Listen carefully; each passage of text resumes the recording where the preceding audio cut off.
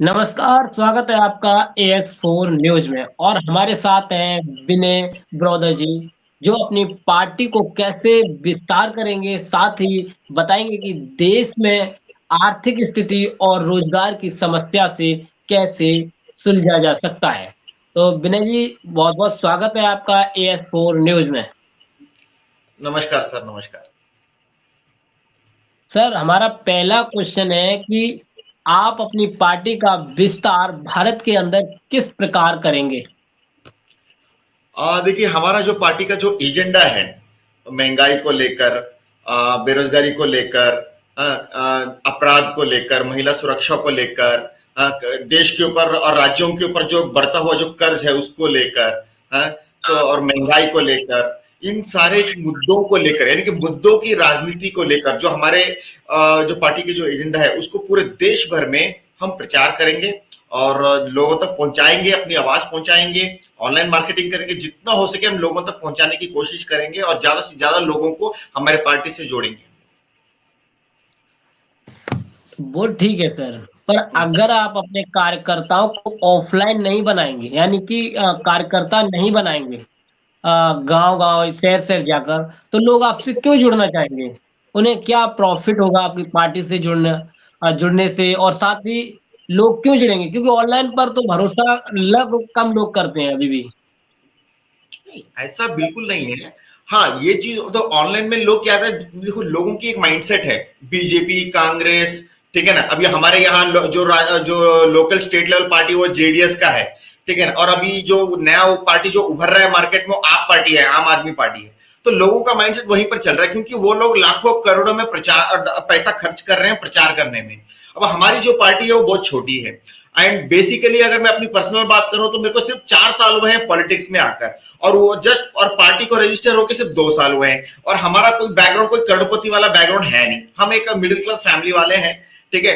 एक 5-10 एकड़ का खेत है, ठीक है, जो चलाते हैं, 1-2 घर हैं, थोड़ा बहुत किराया आ जाता है, माता जी को पेंशन आता है, तो एक नॉमिनल खर्चे से हम लोग अपनी लाइफ जी रहे हैं। और मैं तो एक सॉफ्टवेयर इंजीनियर हूँ, छोटा सा मेरा एक ऑफिस था जहां पर मैं सॉफ्टवेयर और वेबसाइट वगैरह बनाता था और थोड़ा बहुत मार्केटिंग वगैरह करता था। और चतुरंगा स्पोर्ट्स क्लब के नाम से मैंने एक चतुरंगा स्पोर्ट्स क्लब रजिस्टर किया था, जहां पर मैं लोगों को चेस खिलाने का, चेस टूर्नामेंट्स वगैरह कंडक्ट करता था, ताकि लोगों को एक प्लेटफॉर्म मिले चेस के अंदर आगे डेवलप होने के लिए। तो उसमें थोड़ा बहुत काम करता था। और अचानक बस इत्तेफाक से मैं कंपनी चला रहा था, तो ऐसे ही दिमाग में जब ये पॉलिटिक्स, कभी कभी न्यूज देखता था, मैं न्यूज में पॉलिटिक्स में ज्यादा इंटरेस्टेड भी नहीं था। तो अचानक जस्ट ऐसी बिजनेस करते करते अचानक मेरे दिमाग में आया, ये बेरोजगारी इतनी जो समस्या है, इसको क्यों ना हम उसको सॉल्व करें। तो मैंने एक फंडा जमाया कि कंपनी चलाकर बेरोजगारी को खत्म किया जाए। लेकिन वहां पर दिक्कत ये हो रही थी कि वहां पर सरकार कहीं ना कहीं दिक्कत खड़ा कर रही थी। अगर मान लो मैं जो मतलब कंपनी हाँ मैं बता रहा हूं, तो जो मैं कंपनी चला रहा था तो उससे मैं बेरोजगारी खत्म करना चाहता था और मैं कर भी सकता था, लेकिन वहां पर सरकार आड़े आ, तो वो कैसे, मैं एग्जांपल देता हूं। अभी देखिए जितनी भी बड़ी बड़ी कंपनियां हैं, जैसे सहारा है, सहारा का नाम तो सुना ही होगा ना, सहारा सहारा इंडस्ट्री, सहारा एयरलाइंस। तो वैसी पीएसएल बोलकर है, पल्स, एफडीआरडी की स्कीम वगैरह चलाते हैं, लाखों करोड़ों का टर्नओवर है, करीबन 30-35 साल की कंपनी है वो भी, पल्स। और यहाँ पर कलकत्ता की एक कंपनी रोज वैली, आपने सुना होगा, जहां पर लोग पैसा जमा करते हैं, 5-6 साल में, 7 साल में डबल होता है। तो इतनी बड़ी बड़ी कंपनियां जो 30-35 साल से काम कर रही हैं, जिनका जो एसेट है, जो उनका जो बैकग्राउंड है, 20,000, 10,000, 15,000 करोड़ों का कंपनी है वो, जहां पर लाखों करोड़ों लोगों ने पैसा लगाया, अपना मेहनत की कमाई डाली है, उसमें लोगों ने कमाया भी है, और उसके अंदर लाखों लोगों को एम्प्लॉयमेंट मिला, करोड़ों लोगों को फायदा मिला है। ऐसी कंपनियों के ऊपर आज क्या लगा है, कंपनियों के ऊपर ताला लग चुका है। आज सहारा कंपनी का मालिक कहां है, जेल में। रोजवैली ग्रुप ऑफ कंपनीज का मालिक कहां है, जेल में। अब बताओ, जिस कंपनी ने लोगों को करोड़ों रुपए फायदा करा के दिया, लाखों लोगों को एम्प्लॉयमेंट दिया, कल को मेरी कंपनी को भी अगर, और उस सारी कंपनियां बंद क्यों हुई, क्योंकि कंपनी ने रेड मारा है, कंपनी ने उनके अकाउंट सीज कर दिया, कंपनी ने सरकार ने कंपनियों को बंद कर दिया, उनको रेड कर दिया। आज सीबीआई क्या बोलते हैं, ये सीबी, ये सब लोगों ने उसके ऊपर इंक्वायरी लगा रखा है। सीबीआई, ईडी और ईडी, बहुत सारे संस्थाएं हैं जो लोग। बिल्कुल। और तो इन लोगों ने उनको पूरा रोक के ब्लॉक करके रखा हुआ है। आज करोड़ों लोग आज रोडों पे स्ट्राइक पे लगे हुए हैं कि हमारा पैसा कब मिलेगा। ऐसे कई कंपनियों की, अब छोटे मोटे अभी संजीवनी संचय नहीं बोल के कंपनी थी साउथ की, उस पर भी अटका हुआ है मामला। तो ऐसे काफी सारे कंपनीज हैं। तो अब मैं ये सोच रहा था कल को मेरी कंपनी कल को अच्छा चल पड़े और सरकार की नजर कंपनी पे पड़े और वो लोग भी फिर ईडी सीडी लगा के अटका दिया तो है कि नहीं, तो कंपनी तो बंद हो जाएगी, फिर मेरे को भी जेल में डाल देंगे ये लोग।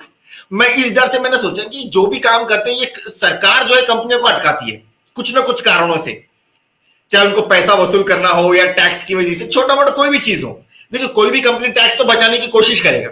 आज धीरूभाई अंबानी, मुकेश अंबानी, वो लोग भी बिना टैक्स चोरी किए तो इतने करोड़ों रुपए नहीं कमाए होंगे, सीधी सी बात है। बिल्कुल बिल्कुल है कि तो कहने को बस किस्मत है उनकी, उनकी किस्मत है कि वो बच जा रहे हैं और जो कुछ कंपनियां फंस जा रहे हैं। तो ये डर बैठ गया था कि कहीं ना कहीं सरकार कहीं अगर हमारी कंपनी को बंद कर दे तो क्या होगा। तो मैंने ये सोचा कि क्यों ना हम सरकार ही बना लें, सरकार बनाने के बाद तो हमें रोकने वाला तो कोई है नहीं। तो ये एक सोच ने मेरे को पार्टी का एक रजिस्ट्रेशन कराने में मेरे को मजबूर कर दिया कि चलो क्यों ना सरकार बनाए और समाज से बेरोजगारी हटा दिया जाए। नहीं, ये बात आपकी सही है, पर सबसे बड़ी बात ये है भाई कि आप लोग आप पर लोग ट्रस्ट क्यों करेंगे, उसका कोई कारण होगा, आप कुछ देंगे। देखिए ट्रस्ट करने का देखो क्या होता है कि कोई भी चीज विश्वास पे ही काम होता है, बिना विश्वास किए तो काम नहीं होता। कभी ना कभी एक मौका तो बनना ही चाहिए।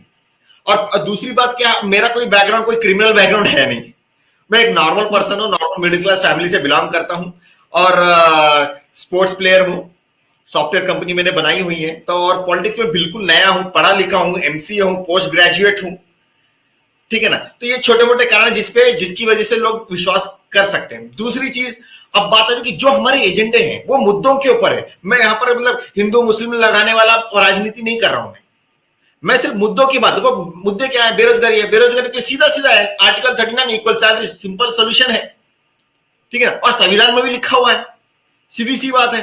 अरे महंगाई है, महंगाई किस लिए होता है, प्रोडक्शन कम हो रहा है इसलिए महंगाई हो रहा है, प्रोडक्शन इंक्रीज करो। ये तो कोई भी आपको इकोनॉमिस्ट बता देगा, आपको देश के बड़े से उनको भी पता है कि महंगाई क्यों हो रहा है, प्रोडक्शन कम हो रहा है इसलिए महंगाई है, तो प्रोडक्शन इंक्रीज करो ना, सिंपल सी बात है।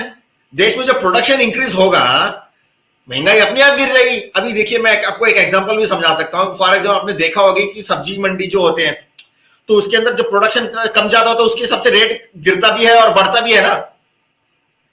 तो वही चीज हर प्रोडक्ट में कर रहे हैं, हर प्रोडक्ट का मैन्युफैक्चरिंग इतनी हाई कर दो कि रेट गिरे। एक सवाल ये है सर कि केरला के अंदर, नहीं कर्नाटक से बिलोंग करता हूँ। हाँ सर मैं वही वहीं की बात कर रहा हूँ, केरला में 93% लोग पढ़े लिखे हैं। हाँ, और ये क्लियर है। हाँ। तो ऐसे प्रदेश में सबसे ज्यादा समझदार लोग हैं, तो वहां तो अपनी बात रखना आसान भी है, लेकिन ट्रस्ट करने की एक बड़ी वजह भी हो जाती है। आपने बोल दिया कि रोजगार ऐसे मिल जाएगा, लेकिन वो ट्रस्ट क्यों करेंगे, क्योंकि सरकार आने के बाद लोग बदल जाते हैं, अक्सर ये हुआ है। नहीं वो अब देखो हो सकता है ना, मैं ऐसा नहीं हुआ बोल के नहीं बोलूंगा, लेकिन मैं इतना जरूर बता सकता हूं, देखिए ट्रस्ट करने के लिए एक मौका तो बनता है, आप दूसरा मौका मत दो। अगर कुछ गड़बड़ हुआ तो दूसरा मौका मत दो। लेकिन यहां पर मैं एक बात कहना चाहूंगा कि आज तक लोगों ने जिन पॉलिटिकल पार्टीज को या जिन पॉलिटिकल पार्टी के नेताओं को वोट दिया है, पहली बार दिया ठीक है क्योंकि पहली एक मौका तो बनता है, लेकिन पहली बार में जब आपकी समस्याओं का समाधान नहीं हुआ तो दूसरी बार क्यों जिताया, यह क्या सवाल पूछने का हमारा हक नहीं है। जब उन्होंने आपकी समस्या का समाधान नहीं किया तो दूसरी बार वोट क्यों दे रहे हो भाई। कांग्रेस को 60 साल आपने वोट दिया ना, लगभग 5 साल में के हिसाब से देखें तो क्या कितना 10-15 बार तो आपने उनको जिताया है। उनको क्यों, एक दो बार देखते उसको छोड़ देते फिर।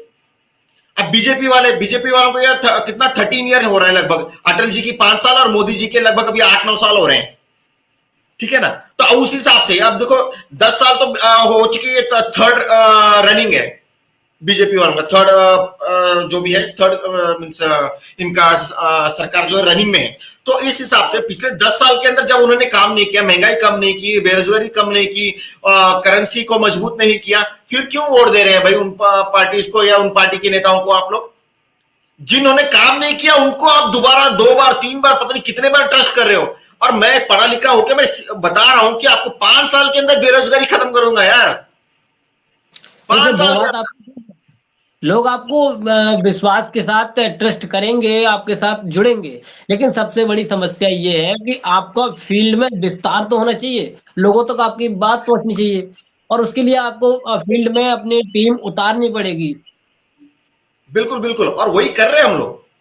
अभी देखिए हम प्रचार कर रहे हैं। हमने शुरुआती दौर में जब हम हमारी पार्टी रजिस्टर होने से पहले में हम लोगों के बीच में गए, हमने फ्लायर्स बांटे, पैम्पलेट्स बांटे, मीटिंगें की उस टाइम पे हमने। तो उनको वही जैसे आपने बताया ना कि ट्रस्ट क्यों करे, तो हो सकता है उनके दिमाग में ऐसा कुछ हुआ होगा, लेकिन हमको रेस्पॉन्स अच्छा मिला था उस वक्त में। सर अगर ऐसा हो गया तो बहुत बढ़िया हो जाएगा, धरती पे स्वर्ग आ जाएगा, सबके पास नौकरी होगा, सबके पास गाड़ी वगैरह सब कुछ होगा, तो बहुत बढ़िया होगा। रेस्पॉन्स बहुत अच्छा मिला। लेकिन इत्तेफाक से बीच में क्या हुआ, 1-2 साल का इतना गैप हो गया कि मैं मार्केट में जाके प्रचार नहीं कर पा रहा था, और ऊपर से 1-2 साल तो वैसे भी कोविड का माहौल बन गया था। तो उस दौरान में मैं क्या सोच रहा था कि क्या किया जाए, मार्केट में वैल्यू कैसे क्रिएट किया जाए। तो मेरे दिमाग में है क्यों ना अगर पॉलिटिकल पार्टी बनाया जाए, क्यों हो सकता है पॉलिटिकल ब्रांड पार्टी बनाने से ब्रांड बन जाता ना। अब जैसे एक नॉर्मल बिजनेस करने से प्राइवेट लिमिटेड बनाना या पब्लिक लिमिटेड बनाना में फर्क होता है, एक ब्रांडिंग का फर्क होता है। तो ये सोच के मैंने पार्टी रजिस्टर कर दी।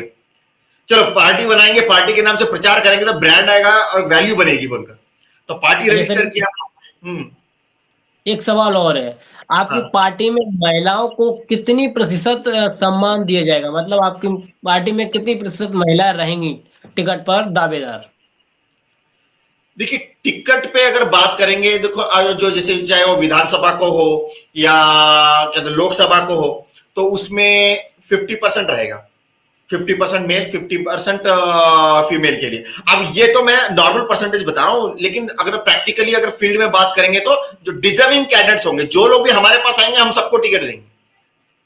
प्रायोरिटी के हिसाब से रहेगा, और उनके एजुकेशन की, उनका एजुकेशन लेवल कितना है, ये सब चीजों को भी हम देखेंगे। कहने का मतलब कि वो कितना जनता में किस लेवल पे काम कर सकते हैं, काफी सारी चीजों को हम देख के हम डिसाइड करेंगे। लेकिन कोई फिक्स नंबर भी नहीं है, जो भी आएगा हम उनको टिकट देते चले जाएंगे। और बात रहा सम्मान का या उनको मतलब कितने लोग, जो भी वो 100% ही रहेगा, क्योंकि जितनी महिलाएं सबके लिए सम्मान रहेगा। नहीं वो बात ठीक है आपकी, लेकिन सवाल तो यही है कि लोग कहते हैं ना कि लोग सभी पार्टियां कहती हैं महिलाओं को सम्मान देंगे, लेकिन महिलाओं को सम्मान उतना मिलता नहीं है, और ये सवाल उठता भी रहा कई बार। और दूसरी ऐसा बात नहीं ये है। है, हम्म। दूसरी बात ये है कि लोग पार्टियों में 2-3 महिलाओं को टिकट दे करके और मतलब अपनी उछाल भरते हैं कि हमने बहुत ज्यादा पार्टियों में महिलाओं को रखा है, महिलाओं को ये पद दिए, लेकिन वो हकीकत में वो महिलाओं के हक में कुछ कर नहीं पाती, और ये बड़ी बात है। देखिए नहीं बिल्कुल सही है। एक्चुअली वहां पर क्या होता है, वो जो लोग महिलाओं के जो टिकट देते हैं ना, वो एक्चुअली वो महिलाएं अपनी तरफ से नहीं आती हैं, उनके पीछे उनके हस्बैंड होते हैं या कोई पॉलिटिकल पावर होता है। महिलाएं आप देखेंगे ना, जहां तक मेरे को लगता है कि 70% महिलाएं अपने दम पे नहीं आती, उनके हस्बैंड या उनके रिलेटिव्स या कोई पॉलिटिकल उनका जो बोलता है हेरिडेटरी, यानी कि उनके उनके चाचा जी, मामा जी, नाना जी, दादाजी, नाना जी कोई पॉलिटिक्स में रहे होंगे तो शायद उसकी वजह से आ रहे होंगे। मतलब उनका अपना कोई दायित्व नहीं होता है, उनका अपना एक अस्तित्व नहीं होता, उस हिसाब से नहीं आते हैं, तो वो कठपुतली की तरह काम करते हैं वो लोग। तो ये चीजें नहीं होगी। तो महिलाएं अगर अपने दम से आए या फिर एक स्ट्रॉन्ग एजेंडा के साथ काम करें फील्ड में, तो कुछ मजा है। नहीं इसीलिए तो मैंने कहा, क्योंकि मेरे संपर्क में रहे हैं बहुत सारे लोग केरला के, वहां पर ज्यादा से ज्यादा महिलाएं तो होती हैं, नर्स की कोर्स करती हैं, ज्यादातर शिक्षा नर्स के एरिया में होती है। पुरुषों की ज्यादा पता नहीं मुझे, लेकिन नर्सों के बारे में पता है, क्योंकि अस्पतालों में बहुत ज्यादा काम करती हैं। तो क्योंकि वो तो 70% से ज्यादा 80% इसी फील्ड में है और पढ़ी लिखी हैं, तो वो तो अपने हाँ दम पर आ सकती हैं, लेकिन उनके लिए कोई प्लेटफॉर्म तो चाहिए जिस पर वो खड़े होकर अपनी बात रख सकें। बिल्कुल। वैसे भी देखिए हर पार्टी के अंदर महिलाएं हैं, वो अपनी बात रखने की कोशिश करते हैं, लेकिन पॉइंट क्या आता है कि वो जो पॉलिटिकल पार्टी है उनके पास महिलाओं के लिए स्ट्रॉन्ग एजेंडा नहीं है, सिर्फ मोटी मोटी बातें हैं। देखिए हवा हवाई बातें। अभी फॉर एग्जांपल अगर मैं बात करूं तो देश की आजादी के वक्त से नेहरू जी ने कहा था कि गरीबी हटाएंगे, क्या हुआ? मतलब ये डायलॉग है, प्रैक्टिकल क्या है? इंडस्ट्रियलाइजेशन की बात की थी, हाँ उन्होंने इंडस्ट्रियलाइजेशन किया, नो डाउट इन दैट, ठीक है। फिर उसके बाद इंदिरा गांधी, राजीव गांधी, उन्होंने भी गरीबी हटाने की बात की, क्या हुआ? अब मोदी जी पिछले 10 साल से बोल रहे हैं कि सबका साथ सबका विकास, लेकिन रोड पे भंडिया बढ़ रहे हैं, चाय की दुकानें बढ़ रहे हैं, पकौड़ों की दुकान बढ़ रहे हैं, कहते ग्रेजुएट, पोस्ट ग्रेजुएट, पीएचडी वाले ऑटो चला रहे हैं, मतलब ये लेवल आ गया। तो अब तो ये सबका साथ सबका विकास का उसको मैच नहीं हो रहा है ना, तो बोलना अलग बात है।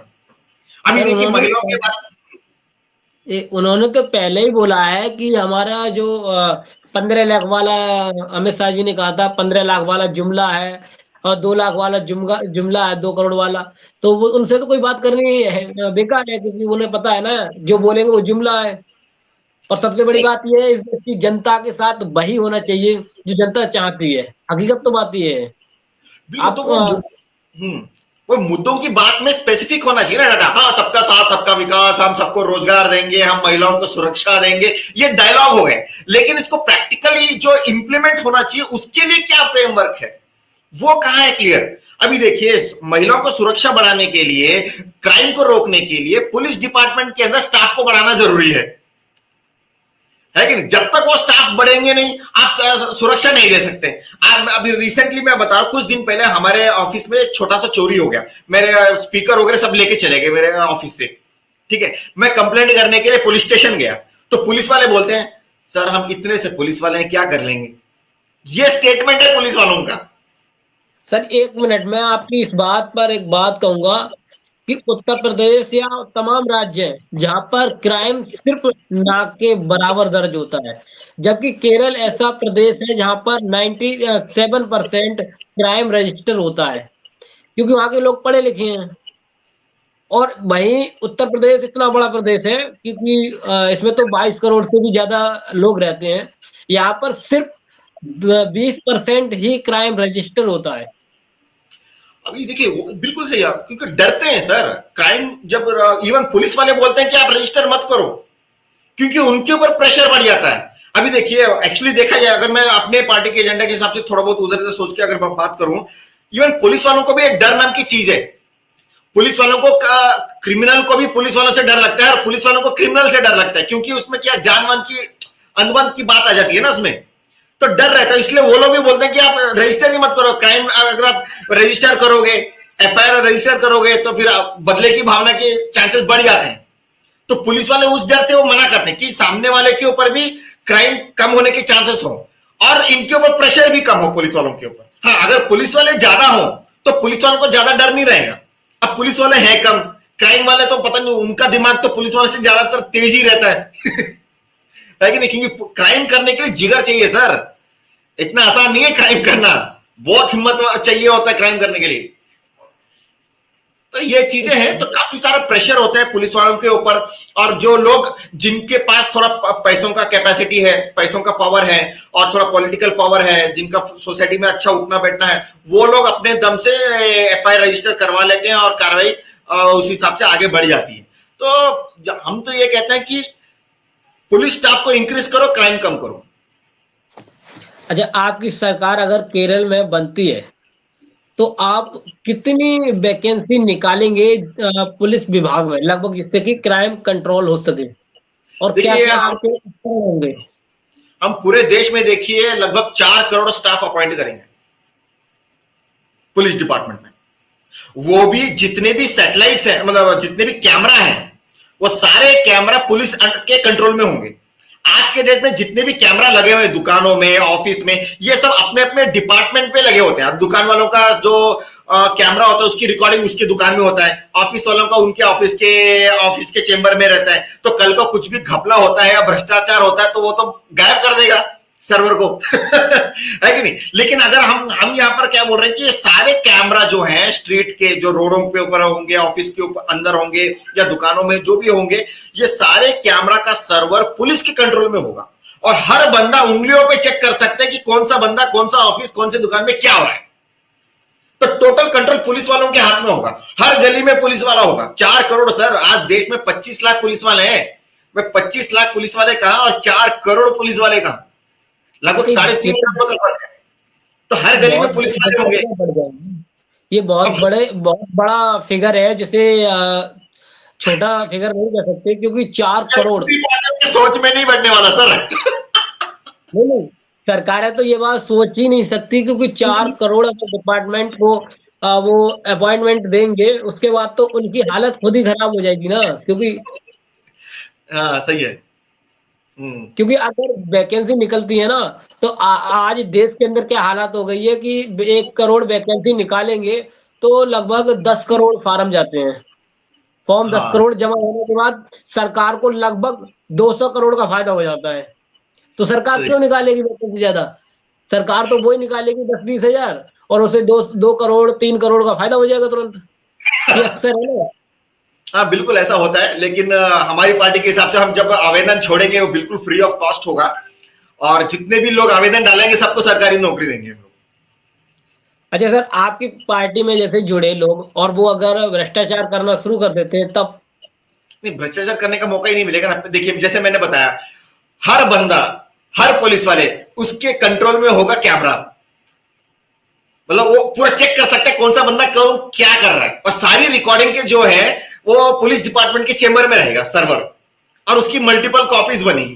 तो भ्रष्टाचार कैसे करेगा? मतलब खुला आम तो बिल्कुल नहीं कर सकता, कि ऑफिस में नहीं कर सकता, दुकान में नहीं कर सकता, ठीक है, रोडों पे नहीं कर सकता, क्योंकि कैमरा उतने लगे होंगे, हर गली में पुलिस वाले होंगे, और सबकी सैलरी सेम होगी, तो भ्रष्टाचार कहां से करेगा? और सबके पास देखो, और नॉर्मली भ्रष्टाचार कब करता है? जब आदमी को दूसरों से ज्यादा कमाना है, तभी तो भ्रष्टाचार होगा ना। जब यहां पर कमाने की बात, तो हम मौका ही नहीं दे रहे ना, हम सबको फिक्स कर दे रहे हैं, सबके पास एक ही घर होगा, सबके पास एक ही गाड़ी होगी, एक ही कार होगा, एक ही बाइक होगा, है? तो जब हर चीज फिक्स होगी तो वहां पर भ्रष्टाचार करेगा कैसे? 2 गाड़ी रख ही नहीं पाएगा, 2 गाड़ी रखेगा पुलिस वाला आके लेके चले जाएगा। अब सर एक सवाल यही उठ जाता है फिर भी, कि अगर ऐसा होगा तो कोऑपरेटिव जो घराने हैं वो तो खत्म हो जाएंगे ना फिर। अब वो खत्म होंगे नहीं होंगे हमें उससे मतलब नहीं है, हमें तो सिर्फ देश की जनता से मतलब है कि देश की जनता को खुश कैसे रखें, ये हमारा टारगेट है बस। नहीं, आपकी बात सही है, पर उसका भी कोई ना कोई प्लान तो बनाना पड़ेगा। इसमें प्लान का क्या है सर? उनको भी खुश रहना, उनको खुश रहना तो हमारे साथ आ जाए, वो भी सरकारी नौकरी कर ले, कोई दिक्कत नहीं हमें।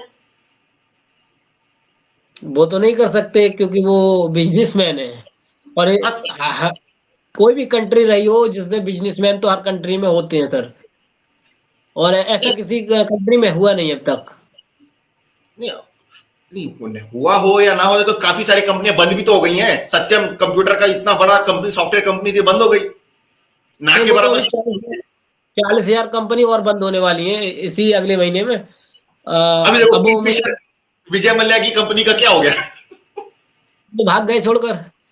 और जो भी हो, कहने का मतलब कितनी सारी मतलब ऐसे पता नहीं कितने कंपनियां बंद हो गया। अब देखो रोज वैली बंद हो गया, पीएसएल अभी क्या कोर्ट में चल रहा है केस, देखिए सहारा का केस चल रहा है, अब उसमें लाखों एम्प्लॉयज अटके हुए हैं, कंपनियां अटके हुए हैं, काफी सारे कंपनियां प्रॉपर्टी बेच के दूसरी कंपनियों में बदल गए।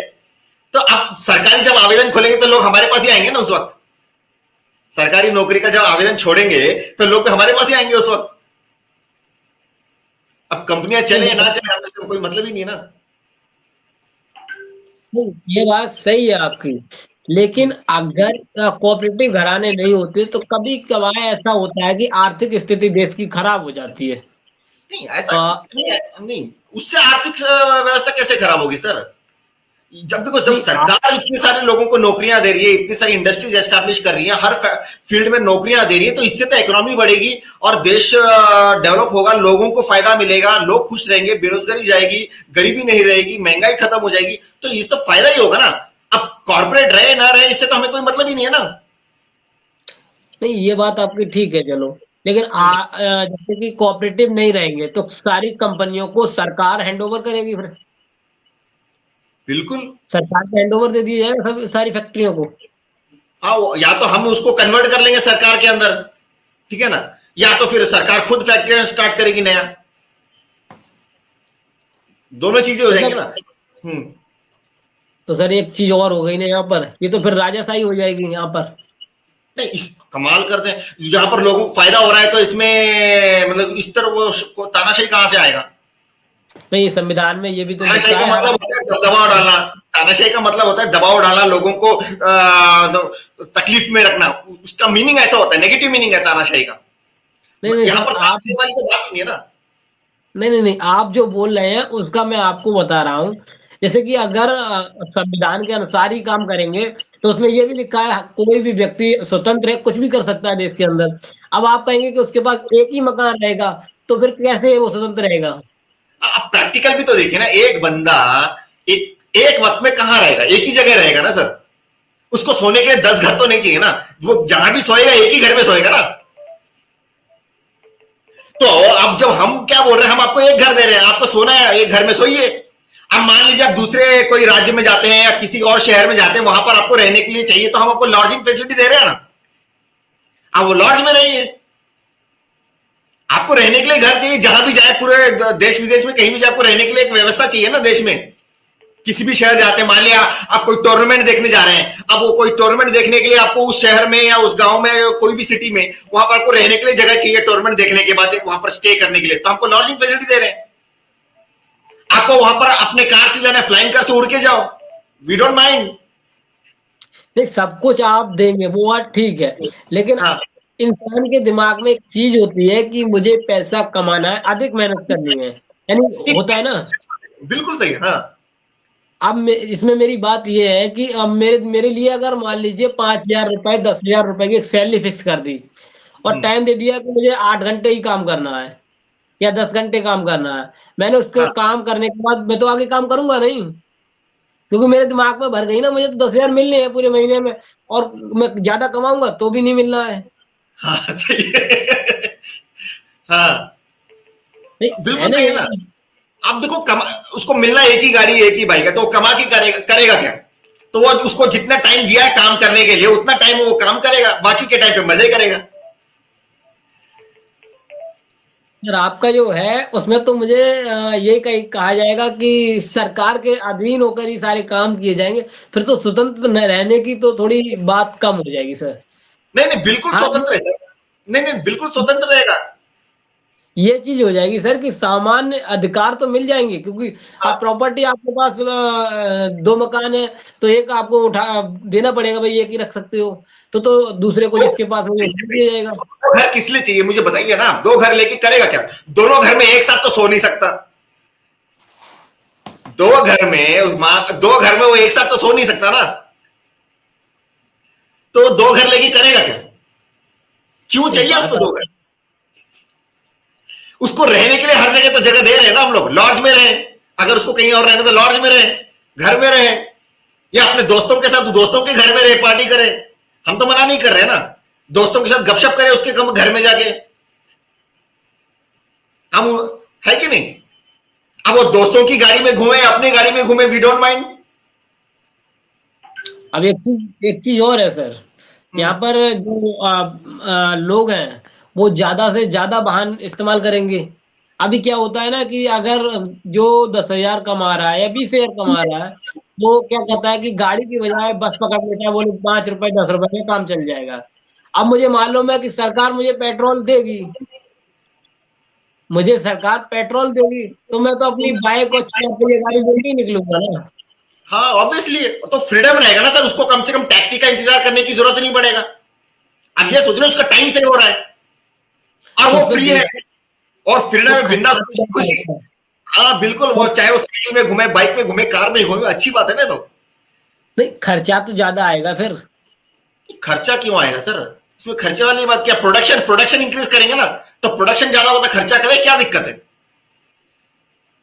नहीं, वो बात आपकी ठीक है, मुझे यही बात है कि अगर आप दूसरी देश से जो चीज खरीद रहे हैं, जैसे डीजल पेट्रोल, ये देश का नहीं है ना, तो यहाँ पर तो आपको खर्चा ज्यादा आएगा ना, क्योंकि तो जो व्यक्ति पैदल अभी, जाता है हम्म, वो बिल्कुल। बाइक से जाएगा, 4 पहिया से जाएगा। मैं ये नहीं कह रहा हूँ किसी से कि 4 पहिए पे मत बैठो, मैं देश के खर्चे की बात कर रहा हूँ। कुछ लोग कमेंट करेंगे बात को कि भाई आप तो किसी को बैठने ही नहीं दोगे, नहीं, मैं ऐसा नहीं कह रहा हूँ भाई, मैं खर्चे की बात कर रहा हूँ, इसलिए पहले ही बोल रहा हूँ मैं।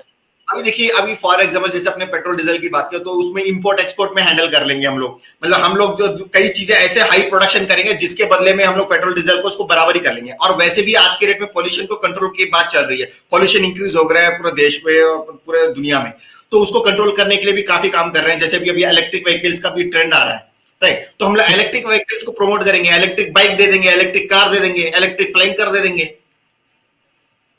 तो पॉल्यूशन भी कंट्रोल हो जाएगा, फिर कोई दिक्कत भी तो नहीं रहेगा ना उस वक्त। और पेट्रोल डीजल जो है इंपॉर्टेंट चीजों के लिए रख लेंगे, जैसे डिफेंस पर्पस के लिए, पुलिस डिपार्टमेंट के पर्पस के लिए थोड़ा बहुत उसको भी मेंटेन कर लेंगे जितना हो सके, जो भी हमारे देश में प्रोडक्शन होता है उसको हम मैनेज कर। नहीं, वो बात ठीक है सर आपकी। हेलो। पर हाँ, पर प्रॉब्लम ये है कि देश में जो राजनीतिक पार्टियां हैं वो क्या आपको ऐसा करने देंगी? देखिए, राजनीतिक पार्टियां करने दे ना दे हमें कोई फर्क पड़ने वाला नहीं। जनता के ऊपर हम लोग हम जनता को हम अवेयर कर रहे हैं। अब जनता की मर्जी, वो हमें जिताए या ना जिताए, हमें तो कोई फर्क पड़ने वाला नहीं। अगर जनता चाहती है कि वो खुश रहे तो हमारे पार्टी का साथ दे। अगर जनता चाहती है कि भाई आपस में लड़ना है, आपस में तू मैं करना है, तो किसी भी पार्टी में मिक्स होकर किसी भी पार्टी के साथ मिलकर काम कर रहे हैं। क्योंकि जितनी भी मार्केट में पॉलिटिकल पार्टीज हैं, वो या तो धर्म की राजनीति करते हैं, या तो कोई छोटा मोटा कोई हादसा हो जाए तो उसके ऊपर बवाल खड़ा करना जानते हैं, लेकिन प्रॉब्लम को सॉल्व करना नहीं जानते वो लोग। अब मान लो कोई मूर्ति टूट गया, मूर्ति टूटने पर वो लोग बवाल करेंगे, हंगामा करेंगे, प्रोटेस्ट करेंगे, आंदोलन करेंगे, रोडों पे स्ट्राइक करेंगे। अरे भाई, स्ट्राइक करने से प्रॉब्लम सॉल्व नहीं होता है। प्रॉब्लम सॉल्व होता है मुद्दों के ऊपर काम करने से। हंगामा करेंगे, प्रोटेस्ट करेंगे, एक चीज और है, वो आप बात आपकी सही है, अगर वो ऐसा नहीं करेंगे तो उनकी पार्टियां कैसे चलेंगी? अभी अब उनकी पार्टियां चले ना चले हमें उससे मतलब नहीं है कि नहीं।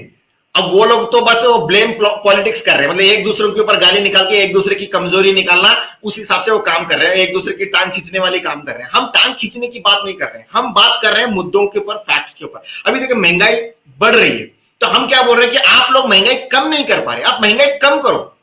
हम ये बात करें, मतलब हम फैक्ट्स पे बात करते हैं। वो लोग क्या करते हैं, दूसरी जो विपक्ष की पार्टियां हैं या जो नॉर्मल पॉलिटिकल पार्टीज है, वो लोग क्या बात करते हैं कि महंगाई बढ़ रहा है, आप महंगाई कम नहीं कर रहे हैं, महंगाई बढ़ती जा रही है, आपकी सरकार ऐसी है, आपकी सरकार वैसी है, मतलब उधर इधर की बातें कर रहे हैं। वो अपना एजेंडा नहीं बता रहे कि महंगाई कम करेंगे कि नहीं करेंगे। अभी बीजेपी वालों पे लोगों ने स्टार्टिंग में भरोसा किया कम करेंगे, लेकिन अब कम नहीं कर रहे, तो दोबारा मौका क्यों दिया? हम एज ए पॉलिटिकल हम ये लोगों से पूछना चाहते हैं सवाल कि जब उन्होंने कहा था 2014 में कि वो महंगाई कम करेंगे, पेट्रोल को 40 रुपए के आसपास में पर लीटर लेके आएंगे, तो 2019 में उन्होंने वोट क्यों दिया? हमारा ये सवाल बनता है। जब उन्होंने कहा था नहीं किया ना, तो वोट नहीं देना चाहिए था उनको। नहीं, वो बोल चुके हैं ना जुमला, ये ऐसा हो नहीं सकता। और बाबा रामदेव जी तो 35 रुपए का पेट्रोल लगा रहे थे। जब उन्होंने इतना खुलेआम बोला है कि जुमला है, फिर तो ऐसी पार्टियों को बैन कर देना चाहिए। और specially election commission of India को यह ध्यान देना चाहिए कि एक पॉलिटिकल पार्टी का अध्यक्ष अमित शाह जी जो अध्यक्ष हैं, जब वो ये कहता है कि ये सब जुमला है, बड़े नेशनल लेवल पे सोचिए, देश की जनता के साथ इतना बड़ा विश्वासघात, इतना बड़ा झूठ खुलेआम बोल रहे हैं कि ये सब झूठ है, हमने जो बोला वो झूठ है, यानी कि झूठ बोल के पॉलिटिक्स कर रहे हैं, तो ऐसी पार्टी को तो बैन कर देना चाहिए। नहीं, वो पॉलिटिक्स कर रहे हैं, हिंदू मुसलमान पे कर रहे हैं। जुमला में तो काम नहीं कर पा रहे हैं ना, वो महंगाई कम नहीं कर पा रहे हैं, करेंसी को मजबूत नहीं कर पा रहे हैं, बेरोजगारों को रोजगार नहीं दे पा रहे हैं, तो क्या कर रहे हैं बेचारे? तो जो भी छोटे मोटे मुद्दे दिख रहे हैं उसके ऊपर पॉलिटिक्स कर रहे हैं वो लोग। सर मैं आपकी ये बात बिल्कुल नहीं मानूंगा कि महंगाई को कम नहीं कर पा रहे हैं, बेरोजगारी कम नहीं कर पा रहे हैं। उन्होंने बोला है कि रुपया गिरा नहीं है, डॉलर चढ़ गया है। अब भाई, इससे ज्यादा अच्छा आपको जवाब क्या चाहिए? एक और बात है, एक और एक मिनट, जिस देश की जनता जो चाहती है, यानी कि जिस देश की जनता आंखों से अंधी ना, मतलब जो दिमाग से अंधी हो, उसके लिए और उसके साथ ऐसा ही होना चाहिए। ये मैं अपने दिल से कह रहा हूँ बात। नहीं, बिल्कुल बिल्कुल। हाँ, अभी देखिए, जो लोग अपने बच्चों को पढ़ा रहे हैं अब तक, वो अगले अगर 5 साल तक टिके रहते हैं अच्छे से सरकार में, और जो अभी हैं, तो मेरी ये गारंटी हो सकती है कि अगले 5 साल के बाद 70% बच्चे पढ़ेंगे नहीं इस देश के अंदर। ये भी क्लियर है। नहीं, ये देखिए, ये तो अभी आने वाला वक्त ही बताएगा कि पढ़ेंगे या नहीं पढ़ेंगे, तो आने वाले वक्त ही बताएगा। लेकिन जहां तक मेरी जानकारी, लोग पढ़ेंगे जरूर, और पढ़ाई लिखाई भी होगी, क्योंकि डेवलपमेंट बहुत ज्यादा होगा। और हाँ, ये एक चीज जरूर कहूंगा कि जो पढ़ाई लिखाई का लेवल चेंज हो जाएगा, अगर हमारी पार्टी की सरकार बनती तो पढ़ाई लिखाई का लेवल ही चेंज हो जाएगा। और जितने भी लोग हैं, जो मतलब जो बुजुर्ग लोग हैं, वो भी पढ़े लिखे हो जाएंगे। और अगर साइंटिस्टों ने अगर साथ दिया तो ये बुजुर्ग लोग जवान हो जाएंगे, ठीक है ना, और हो सकता है कि देश में कोई भी व्यक्ति मरे ही ना, नहीं आपने वो तो लाइफ में लॉन्ग लाइफ टाइम हो जाएगी, कहने का नहीं मतलब। आपने वो वीडियो डाला था, मैंने देखा है बीबीसी न्यूज का, जिसमें रिसर्च दिखाई गई है ना? वही, ताकि आपको भी पता चले कि ऐसा कुछ है। हाँ मैंने देखा है। है ना, नहीं तो आप बोलेंगे कि ये भी जुमला बोल रहा है, नहीं तो। नहीं नहीं नहीं, ऐसा है देखो, अक्सर करके पॉलिटिक पार्टियां जुमला ही बोलती हैं, और उनका खुद का कहना है कि हम लोग नहीं कह रहे हैं कि भाई जुमला बोला उन्होंने। उन्होंने खुद कहा है 15 लाख जुमला था, 2 करोड़ रोजगार जुमला था, महंगाई जुमला था। तो भाई जुमला तो जुमला है। उन्होंने अच्छा शुक्र मनाओ ये नहीं कहा पढ़ाई जुमला था, शुक्र मनाओ आप। अब ये पता है क्या, यही चीज तो जनता को समझना है सर, कि ये लोग डबल स्टैंडर्ड में बात करते, दो तरफा बात करते हैं। एक तरफ कहते हैं कि 15 लाख नौकरियां देंगे, 2 करोड़ नौकरियां देंगे, और दूसरा नेता बोलता है कि हमें 2 करोड़ नौकरियां दी हैं। कमाल की बात देखिए, एक तो कभी बोलते हैं कि ये 2 करोड़ नौकरियां जुमला है, फिर एक नेता बोलता है कि 2 करोड़ नौकरियां दी हैं। जब पूछोगे कैसे, तो हमने देखो, अभी हमने इतने सारे लोगों को लोन दिया है एमएसएमई सेक्टर के अंदर, ठीक है, तो एमएसएमई सेक्टर में हमने 1 लाख रुपए का लोन दिया, 10 लाख का लोन दिया, 1-1 करोड़ का लोन दिया, तो उन लोगों ने कम से कम 5-2-3-4 लोगों को स्टाफ तो रखा ही होगा, तो वो भी तो रोजगार ही होगा। मैं आपको एक बात बताता हूँ।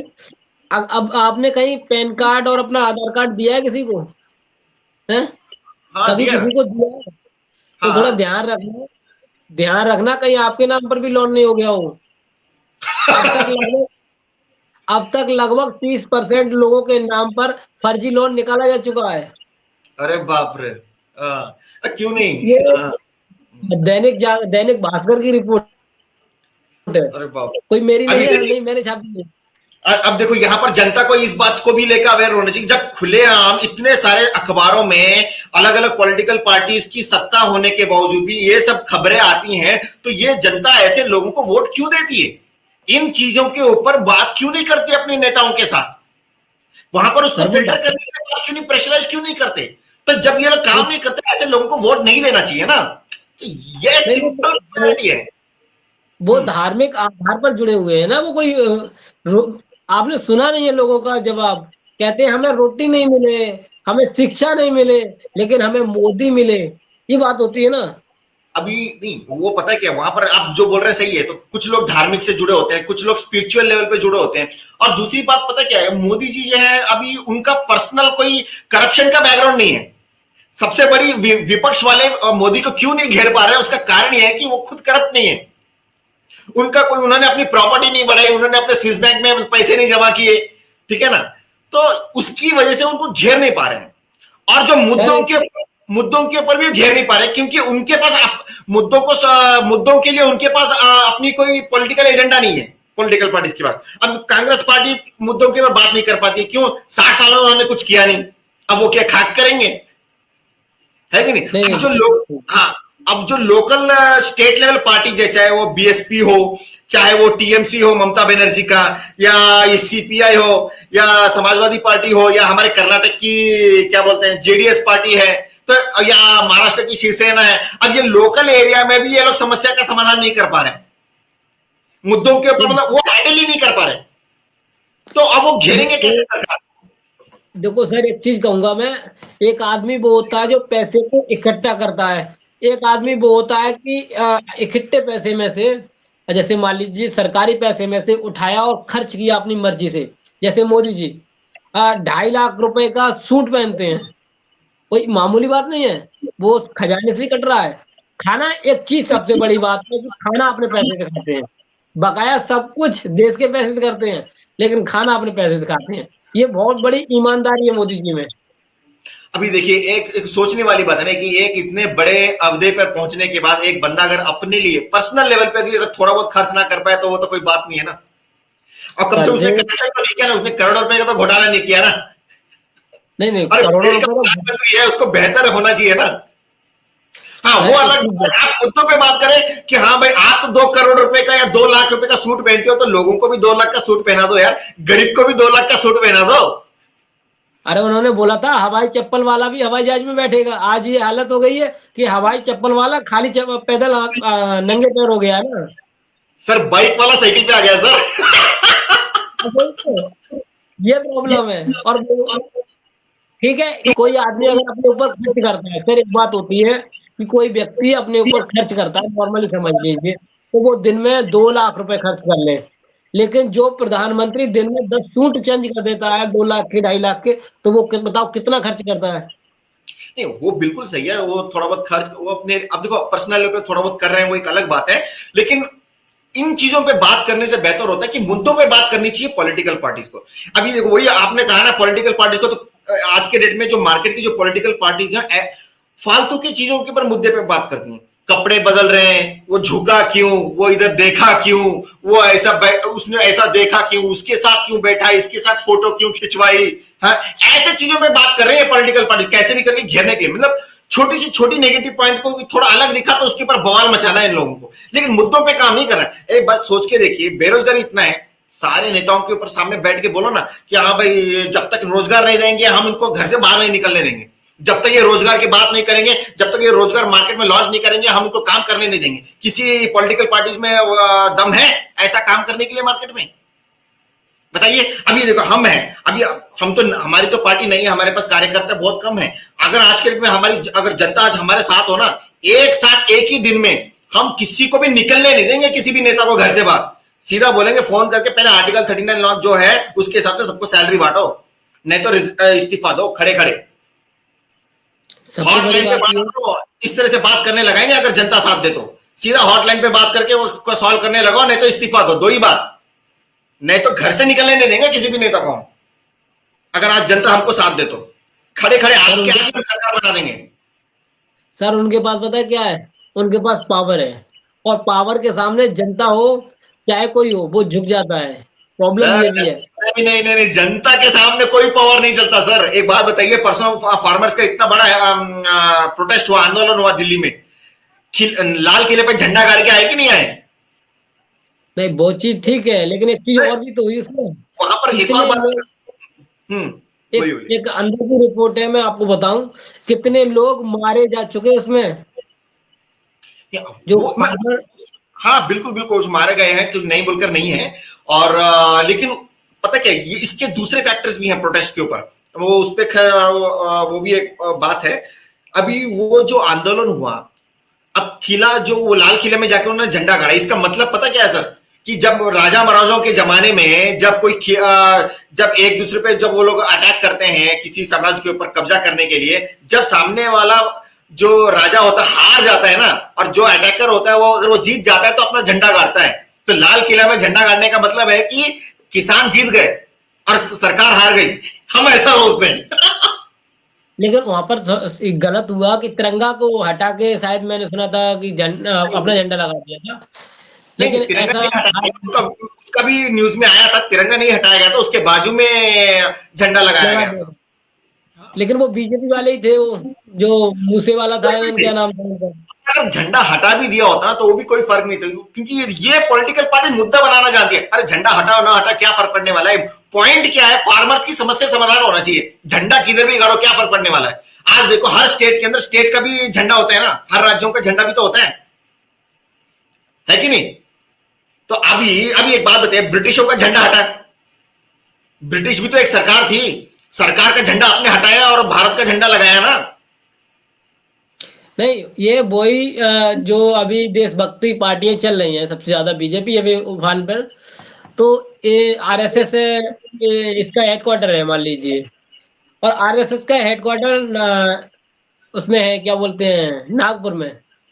तो वहां पर उन्होंने तो आज तक झंडा नहीं लगाया था, अब लगा लिया है तिरंगा, और वो कहते थे देखो स्वतंत्र का मतलब क्या होता है कि वो अपनी मर्जी से कुछ भी करे, that is the meaning of स्वतंत्रता। आप झंडा लगाना चाहते हैं लगाइए, झंडा नहीं लगाना चाहते हैं मत लगाइए, आपको बिंदास लोगों से मिलके बात करना है बात कीजिए, लेकिन मेन क्या है, लोगों को तकलीफ नहीं होनी चाहिए। मतलब हमारा मायने ये रखते हैं कि किसी को तकलीफ नहीं होनी चाहिए, अगर कोई तकलीफ होता है तो मुद्दों के ऊपर, मुद्दों के बातों को मुद्दों पे बात करके सॉर्ट आउट करना चाहिए कोई मैटर, ठीक है ना? ये हमारा मायने, हमने एक प्रैक्टिकल बात। अब उसने गाली क्यों दी, अरे गाली क्यों देगा इंसान, जब तक कोई प्रॉब्लम नहीं होगा गाली नहीं देगा ना, तो वो प्रॉब्लम क्या हो तो उसको सॉर्ट आउट करो, सिंपल। अब ये क्या बोलते हैं कांग्रेस वाले जो है आरएसएस के ऊपर जब देखो पॉलिटिक्स करते रहते, अरे मुद्दों पे पॉलिटिक्स करो ना, आरएसएस को लेके क्या करना है आपको, आपको तो जनता के लिए काम करना है ना। अगर आप लोगों ने प्रॉब्लम्स को सॉल्व किया होता तो आरएसएस मार्केट में रहेगा ही नहीं। सही है कि नहीं सर? कर्नाटक के अंदर शायद बीजेपी की सरकार है, हाँ कर्नाटक के अंदर। हाँ हाँ उन्होंने बताया है कि शायद आपने पढ़ी हो, उनकी जो न्यूज आई थी कि जो सावरकर जी थे हाँ हाँ। वो अ, एक पक्षी के परों पर बैठ करके पूरी दुनिया घुमाते थे। लॉजिक है इसमें? अभी देखिए, अब वो लॉजिक है नहीं है, वो तो पक्षी के ऊपर तो बैठ कैसे वो बड़ी पक्षी पे बैठे होंगे, वो किसको मालूम। उस पहले कई साल, हजारों साल पहले शायद किसको ही बैठा होगा, कौन जानता है। नहीं नहीं, ये इसी की बात है जो इसमें जो हुआ था जब दरगाह क्या बोलते हैं, देश आजाद हुआ था स्वतंत्र सेनानी के समय, तब वो सावरकर थे जो उन्होंने क्या, वो बुलबुल के परों पर बैठते थे। और उस जो जिस काल कोठरी में थे अंग्रेजों की में, उसमें चिड़िया के घुसने तक की जगह नहीं थी ढंग से। लेकिन एक आदमी, सरकार ने जो कोर्स लागू किया है वहाँ, वो एक व्यक्ति उस पर बैठकर बुलबुल पर पूरी दुनिया घुमाता था। अभी देखिए, ये तो प्रॉब्लम ये है नहीं, जो भी हो सर, ये तो ये बातें क्यों आ रही है? तो हमारा ये सवाल ये है कि ये बातें पॉलिटिकल पार्टीज क्यों कर रही है? पॉलिटिकल पार्टीज के इन मुद्दों से क्या मतलब? पॉलिटिकल पार्टी का मतलब होता है एक तरीके से सरकार चलाना, देश की जनता के लिए काम करना, ये होता है मुद्दा। वो उस पे क्यों बैठा, इस पे क्यों बैठा, उन्होंने इसको क्यों गाली दी, उन्होंने ये क्यों किया, वो क्यों किया, उसको उसने उल्टा क्यों बोला, हाँ उसने ऐसे अपशब्द क्यों बोले, ये क्या है ये? नहीं सर, ये बात है कि अगर आपके बच्चों को ये चीज पढ़ाई जाए कि एक व्यक्ति बुलबुल के पंखों पर बैठकर पूरी दुनिया का सैर करता है, तो उसके दिमाग में क्या घुसेगा? वो भी सोचेगा कि मैं भी इतना ही महान बनूंगा कि बुलबुल के पंखों पर बैठूंगा। आप तो समझ वो तो लीजिए, समझ गया वो बिल्कुल। वो साइंस से तो दूर चला जाएगा ना, साइंस से दूर चला जाएगा। तो ये देखो, ये चीज जो है, एज ए हम मीडिया पर्सन हो या जो लोग ये न्यूज बनाते हैं, उनको भी सोचना चाहिए कि उसकी जो ग्राउंड रियलिटी है, वो रियलिटी तक पहुंचकर उसको एक्शन रिपोर्ट को सामने रखना, उसको क्लैरिफाई करके सामने रखना, ये जनता तक पहुंचाना, ये जिम्मेदारी लोगों की बनती है। तभी तो न्यूज आएगा ना। मीडिया वालों ने ये काम बिल्कुल सही किया था, क्योंकि उन्होंने कोर्स में ये चीज लागू कर दी थी वहां पर। और वो कोर्स में लागू होने के बाद एक चैप्टर बनाया गया था जिसमें सावरकर की पूरी कहानी लिखी थी। और उसके साथ ये भी एक फोटो था कि वो चिड़ियों के पर पे बैठ करके उड़ रहे थे। तो मीडिया वालों ने उसके ऊपर सवाल जवाब भी किया था, लेकिन शायद वो कोर्स में अभी भी लागू है। तो ऐसी अगर स्थिति में, अगर आप साइंस के समय में अगर आप बताएंगे कि भगवान ने उंगली पर पहाड़ उठा लिया, हाँ समय रहा हाँ। होगा, उठा लिया होगा, मान लीजिए हम भगवान मानते हैं। अब कल को कहा जाए कि अंबेडकर जी ने पाकिस्तान अमेरिका को उठा करके भारत के बगल में लगाया था, लॉजिक होगा इसमें कुछ? नहीं, बिल्कुल बिल्कुल। अब देखिए, ये तो जनता के ऊपर छोड़ देना चाहिए, समय के अनुसार जो लोगों को जो समझना समझेंगे, जो नहीं समझना नहीं समझेंगे, तो वो एक अलग चीज है। तो लोगों को जो लगता है वो बोलते जाते हैं, तो वो बोलने की आजादी हर व्यक्ति को है। उसको जो हर व्यक्ति को जो भी ठीक लगता है वो बोलते जाता है, और जिसको जो समझना है वो समझते जाता है। ठीक है ना? तो इसके ऊपर राजनीति करने का तो कोई मतलब नहीं है। नहीं, वही मैं इसीलिए बात करता हूँ क्योंकि सभी पार्टियां ऐसा करती हैं। अपने हाँ जिसे भी आप मानते हो दर्शाइए, कोई दिक्कत नहीं है, क्योंकि आप जिसे मानते हो आप खुलकर दर्शाइए इस देश के अंदर। लेकिन इतना नेगेटिव मत फैलाइए कि लगे कि मुझे भी लगने लगे कि शायद मैं गलत हूँ, मैं भी इनसे साथ मिल जाऊं, मैं भी बैठ के उड़ जाऊंगा। तो ये होता है प्रॉब्लम। नहीं, बिल्कुल तो बिल्कुल। नेगेटिव से बचना चाहिए ना। हाँ अब हमारे देश के रक्षा मंत्री, प्रधानमंत्री और अमित शाह जी हैं जो पार्टी के राष्ट्रीय अध्यक्ष रह चुके जी। अगर वो लोग ऐसे जवाब देंगे, बयान देंगे, तो उससे तो देश का नेगेटिविटी फैलेगी, उससे तो क्लियर है। बिल्कुल बिल्कुल। मैं ताज्जुब हुआ था एक बार, अमित शाह जी ने कहा था कि हम मीन्स सबको नौकरियां नहीं दे सकते, हम लोगों को सरकारी नौकरियां नहीं दे सकते। ये स्टेटमेंट अमित शाह जी ने दिया था। तो एक नेशनल लेवल पे रहने के बाद और इतनी बड़ी पॉलिटिकल पार्टी के अध्यक्ष होने के बाद जब वो कहते हैं कि हम देश की जनता को हम नौकरियां नहीं दे सकते, तो ये लोगों के अंदर एक तो नेगेटिव छाती है ना, एक तरीके से देखा जाए तो। लोग फिर, और इतना होने के बावजूद भी लोग बीजेपी को सपोर्ट करें, ये बहुत बड़ी ताज्जुब वाली बात है। ये जनता अभी तक उनको हटा क्यों नहीं रही? ये एक चीज मतलब हम लोग सोचने पे मजबूर हो जाते हैं कि ऐसा क्यों नहीं हो रहा है। और हमें लगता है कि धीरे धीरे हो भी रहा है वैसे। नहीं, नहीं होगा। क्या नहीं होगा सर? ईवीएम पर भरोसा है आपको? हाँ, ईवीएम पर भरोसा है आपको? देखिए ईवीएम पे भरोसा है भी और नहीं भी। ये दो चीजें मैं इसलिए, ईवीएम पे भरोसा इसलिए है कि अगर बनाने वाला अगर सही तरीके से बनाता है और ठीक से काम होता है तो बिल्कुल सही है। लेकिन जिस तरीके की खबरें समाज में आ रही हैं, अभी मैं जो हमने कुछ न्यूज देखे कि रोड के बीच सड़क पे ईवीएम मिल रहा है, घरों में ईवीएम मिल रहा है, लॉज में ईवीएम मिल रहा है, तो कहां से भरोसा होगा सर? तो वही तो बात है। अब देखो, ईवीएम मिल रहा है। कई बार ऐसा होता है, देखो एक पॉइंट आया था ईवीएम के बारे में कि जब कांग्रेस की सरकार थी, तब उनके ही एक मंत्री जी ने, जो पार्टी अध्यक्ष वगैरह रहे थे, उन्होंने एक किताब लिख डाली पूरी कि ईवीएम को कैसे हैक किया जा सकता है। हाँ हाँ, उसके भी वीडियोस मैंने देखे थे। हाँ, आज वही पार्टी भाई टेक्नोलॉजी इस्तेमाल करके आगे भी चल रही है। अब कांग्रेस और बीजेपी में कोई अंतर नहीं है, क्योंकि दोनों में गांधी हैं, दोनों में गांधी हैं। उधर हाँ, हाँ, राहुल गांधी है, उधर वरुण गांधी है। हाँ, चाहे वो अब हट साइड लाइन कर दिए गए हो, लेकिन बात तो वही है। बिल्कुल। अब दोनों का तो मकसद ही एक ही है, दोनों का मकसद एक ही है कि देश पर राज्य करना है।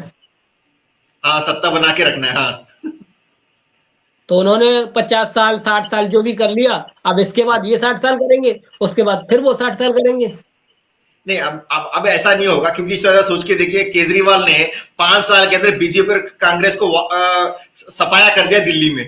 ठीक है ना, टेक्नोलॉजी जब फास्ट हो रहा है तो लोगों का वॉश आउट करने का भी टेक्नोलॉजी फास्ट हो रहा है सर। 7 साल में कांग्रेस वॉश आउट हो गया, बीजेपी ज्यादा दिन टिकेगी नहीं। नहीं, टिकेगी नहीं, वो तो अलग बात है। जब अभी तो मुझे लगता है कि बहुत स्ट्रांग है शायद केजरीवाल को अभी तक। अच्छा, एक चीज और है, आपको केजरीवाल की राजनीति कैसी लगती है? देखिए केजरीवाल की जो राजनीति है, कहीं ना कहीं थोड़ा बहुत बीजेपी और कांग्रेस का राजनीति से मिलता जुलता है। अभी सिर्फ ब्रांड अलग है। देखिए कांग्रेस है, कांग्रेस के नेता जब उनकी कांग्रेस पार्टी जब गिर रही थी तो उसके नेता बीजेपी में चले गए। ठीक है ना, अभी आप पार्टी जो है, केजरीवाल की जो पार्टी, उसमें कुछ नए लोग भी आए हैं और कुछ उधर इधर से फिल्टर भी हो रहे हैं। ठीक है ना, ये लोग भी चंदा मांग रहे हैं, ये लोग भी चंदा मांग रहे हैं, ये लोग भी चंदा मांग रहे हैं। अभी जहां जहां पर अभी केजरीवाल की पार्टी है वहां पर भी अभी धीरे धीरे कर्जा बढ़ रहा है, लेकिन समस्याओं का समाधान नहीं हो रहा है। हाँ, कुछ चीजों में बदलाव जरूर हो सकता है, उनके कहने के अनुसार बदलाव हो रहे हैं, लेकिन वो बदलाव जो है थोड़ा बहुत बीजेपी के जैसा ही है। अब देखो बीजेपी वालों ने क्या बोलते हैं, ये गवर्नमेंट हॉस्पिटल्स के अंदर ये जन औषधि का एक स्कीम लॉन्च किया। ठीक है ना, ताकि लोगों को जरा सस्ती में दवाइयां मिले। बराबर, केजरीवाल ने मोहल्ला क्लिनिक खोल दिया, वो उन्होंने भी एक नई स्कीम खोली ना। अब ये एक बात बताइए, एक राज्य सरकार को मोहल्ला क्लिनिक खोलने की क्या जरूरत था? जो ऑलरेडी वहां की जो सरकारी अस्पताल है उसके ब्रांचेस खोल देते वो लोग। नहीं, उन्होंने कुछ सोचकर तो किया होगा ना। नहीं, इसमें सोचने वाली क्या बात है? राज्य सरकार है तो अपने राज्य सरकार के आप स्टेट गवर्नमेंट हॉस्पिटल ओपन करो ना। अब मोहल्ला क्लिनिक आप अपने पार्टी के नाम से ब्रांडिंग क्यों कर रहे हैं? अगर आपको करना है या तो सरकारी अस्पताल बंद करो, आप पार्टी के अस्पताल चालू करो। आप ये ना इधर के ना उधर के, और जो जितने भी मोहल्ला क्लिनिक खुले हैं उसमें लिमिटेड फैसिलिटीज हैं। मेडिसिन तो वहां पर भी सरकारी हॉस्पिटल में कहां मिल रही है सर? आपको भी पता है, जो भी डॉक्टर है सब बाहर की दवाइयां लिख के देता है कि नहीं? तो एक वहां चीज है, पर मोहल्ला क्लिनिक खोलने की बजाय आप राज्य सरकार की जो स्टेट गवर्नमेंट हॉस्पिटल्स है वहां पर मेडिसिन फैसिलिटीज इंक्रीज करते हर जगह, है कि नहीं? नहीं, अब ये लोग क्या कर रहे हैं, ये लोग भी तो कर्जा बढ़ा रहे हैं। अब पंजाब में सरकार बनी, पंजाब में सरकार बनते ही 1 लाख करोड़ का कर्जा बढ़ा दिया उन्होंने। अब कर्जा लेने के बाद तो कोई भी काम करेगा सर, आप मेरे को डबल कर्जा दे दो, मैं और अच्छा लोगों के लिए काम करूंगा। आप भी कर लोगे। अगर आपको तो 100 करोड़ मिल जाए तो आप तो पता नहीं क्या क्या काम कर लोगे, है कि वो नहीं? चीज सही है, लेकिन ये बात है कि उन्होंने जो इस्तेमाल की उससे फायदा भी मिल रहा है लोगों को, ये तो मानना पड़ेगा। सर फायदा मिल रहा है लेकिन नुकसान करवा के। अभी देखिए, अभी अब वो क्या बोल रहे हैं, गरीबों के लिए फायदे की चीज है, मैं उसमें कोई इसमें डिनाई नहीं कर रहा हूं, लेकिन उनको नुकसान भी उतना ही हो रहा है, उनको पता नहीं चल रहा है बस। अभी देखिए बिजली फ्री कर रहे हैं, 300 यूनिट या 200 यूनिट तक वो लोग फ्री कर रहे हैं। अब वो पैसा कहां से कवर करेंगे वो लोग? टैक्स बढ़ा के। टैक्स कहां बढ़ाएंगे? महंगाई बढ़ जाएगी। जैसे इलेक्ट्रिसिटी बिल, जो जो अमीर लोग हैं उनको टैक्स ज्यादा पड़ जाएगा। नो डाउट बढ़ेगा, वो कुछ वाला कोई दिक्कत नहीं है, कम से कम गरीबों को तो फायदा हो रहा है, वो अच्छी बात है। लेकिन टैक्स सिर्फ अमीरों को ही नहीं पड़ रहा है, गरीबों को भी पड़ रहा है। जो आम प्रोडक्ट है, अमीर आदमी क्या करेगा, हर प्रोडक्ट का रेट बढ़ा देगा। अभी देखो पार्ले जी बिस्किट का साइज पहले क्या था, आज क्या साइज है। अब पार्ले जी बिस्किट तो गरीबी खाता है, अगर अमीर होता तो गुड्डे बिस्किट खाता।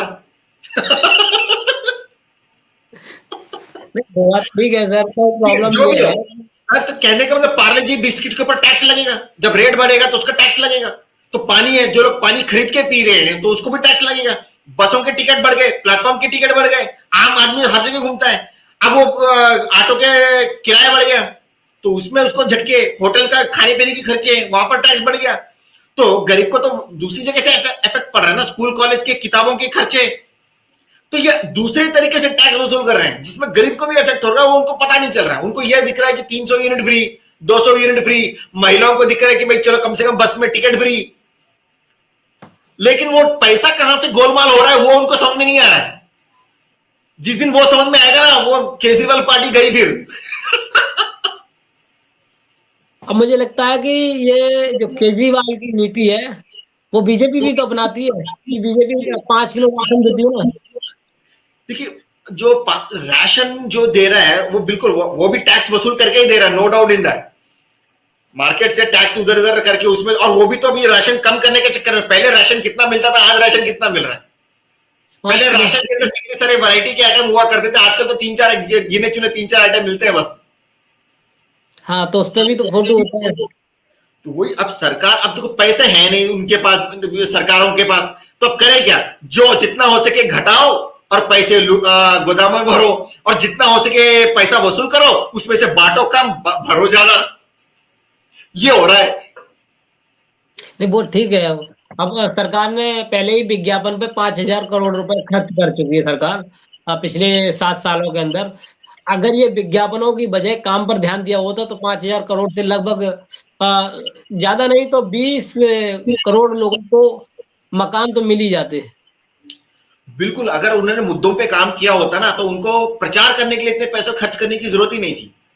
जरा सोचिए, अगर उन लोगों को रोजगार मिला होता, सरकारी नौकरियां मिले होते, गरीबों को घर मिला होता, जैसे हमने बताया, अगर सबको फैसिलिटीज मिल जाती, तो प्रचार करने की जरूरत नहीं किया, वही लोग रहते सत्ता में।